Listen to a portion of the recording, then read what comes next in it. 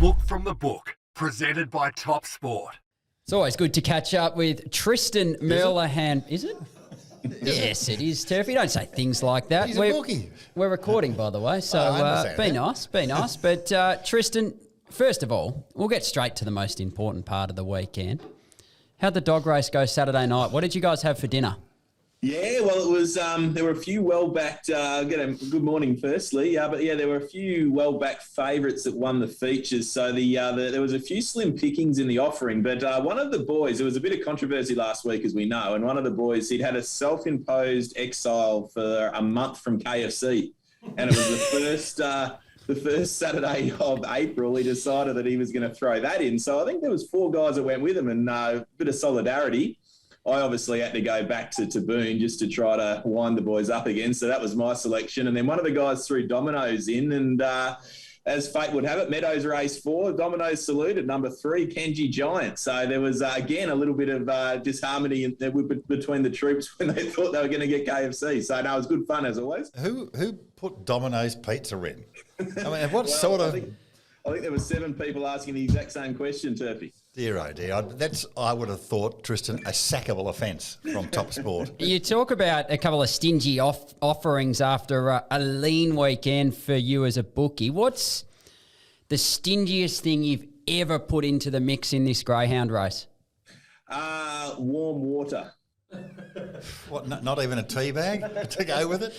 No, when it's a really bad day, it's we normally 2-minute noodles is on the offering, and then when we have a fat fill up, it's the banquet at Chinese. That's always the variance in the variety of the options there. Okay, before we talk about the big meeting at Randwick, just interested to know about Bendigo. We had a standalone Saturday meeting at a provincial track, but one of the best provincial tracks in Australia, I might add. But I'm just curious to know how you found the turnover, given the fact they were big fields and strong fields.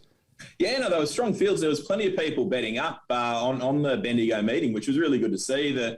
Obviously the Golden Mile and all that. It was some really, really good betting, particularly late in the day. So we got through the first couple of races all right, which are generally on those, I think we spoke about it a fortnight ago, when they do go to those provincial tracks, they're always the ones we're trying to dodge. But then the punters found a couple of the winners in the big races. But yeah, turnover was still good, and obviously it complemented the big meeting down in Sydney very, very well. Well, let's talk about Sydney. Nature Strip, he bounced back to his brilliant best. He loves being third up. He loves having a little gap between runs. Did the punters find him on Saturday? Very easy in hindsight, isn't it? And the punters definitely found Nature Strip. It was 260 into 230. I was a little bit uncertain. It looked a little bit of a plain run there last start, and we were happy to take on Nature Strip at the price. But, yeah, the punters backed at 260 into 230. Very, very well supported. We were a little bit fortunate, though. Masked Crusader was also very, very well backed, and Paul Tatnell was also well back down the bottom too. So sometimes, in these big races, when you've got obviously Eduardo and Nature Strip as the 2 that are obviously going to be the ones that punters come for, when you can lay a couple of those others, it makes for a decent book. So we had a loss on the race, but it wasn't as big a strip as what I probably thought it would be just looking at the flux. Well, just as well you guys don't bet on the run, because I reckon after they'd gone 250 metres, he would have been 3s on Nature Strip the way he tracked Eduardo there. And I kept hearing about the money for Masked Crusader. I couldn't buy it myself, could you? No, I thought that was strange, but I didn't get much right on Saturday, so I wouldn't be listening to what I say, Turfy. He's a very crestfallen person this morning. Tristan is our Matt Welsh. I've never seen a bloke come in on a Monday morning basically shattered. It's like you lost a relative over the weekend. Well, you probably did. You lost half your bank and that was your relative. Pretty important one at times. But anyway, let's not talk about that. You said it was a tough day on Saturday. Where did the punters get you? Who were the big losses? Who were the horses that punters were really keen to pile into?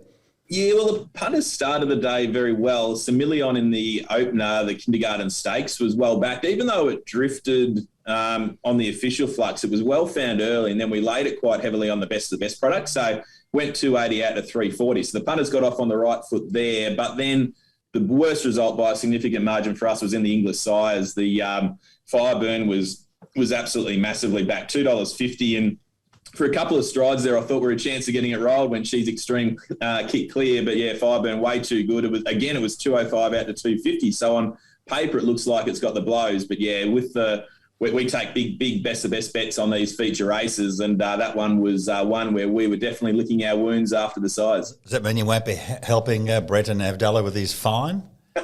No, I'm quite happy to see that little fine kick in there. I actually thought it was a little bit of banter. I enjoy that sort of stuff, but yeah, certainly on this occasion won't be kicking anything into the fine. Tristan, quick one. Connections might as well have scratched your lay of the day, Regal Line, after they heard you made it the lay of the day. It was beaten out of sight on Saturday. Did you get plenty out of him in the Derby? We did. It was that was obviously Hitotsu winning the race was the favourite winning. So we did mention that I thought it should have been a bigger split between the two, and it was very, very impressive. Geez, it was when it found that gap, it was a very impressive performance. So we just lost on the race, but we definitely stood Regal Line over the top. It was one of those ones where it was very well supported. It got into a low of 440, and then it bounced back to $5 and sort of stayed there over the official calls. But we certainly stood that for a significant amount. Hitotsu was just a loser, but I think you probably caught that in a derby when the favourite wins the race. So yeah, it was good to dodge a couple of bullets there. Tristan, Robbie Waterhouse and Gai Waterhouse have put an outstanding video on social media this Monday morning as we record. I managed to catch it on the way in. Now, it's a bit of a tour of Robbie's study. Certainly a few unique offerings in there, and I know you've seen the video, but what would stand out if we did a tour of your office? Yeah, I did watch that video. I found it quite amusing, and I think it went for 2 minutes and 30 seconds, just going through all the different parts of his I reckon office. It could have gone for another hour. There was that many things to display and explain.